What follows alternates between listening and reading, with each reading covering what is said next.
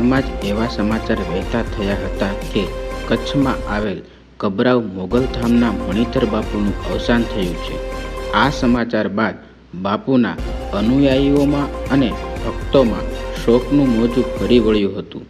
પોસ્ટમાં એવો દાવો કરવામાં આવ્યો હતો કે તાજેતરમાં મોગલધામ કબરાવના મહંત પરમ પૂજ્ય શ્રી સામંત બાપુનું અવસાન થયું. જોકે આ દાવો ખોટો હોવાનું સાબિત થયું છે, કારણ કે પોસ્ટમાં મોગલધામ કબરાવના મહંત પરમ પૂજ્ય શ્રી સામંત બાપુનું અવસાન થયું હોવાના નામે જે ફોટો મૂકવામાં આવ્યો છે એ ભ્રામક છે.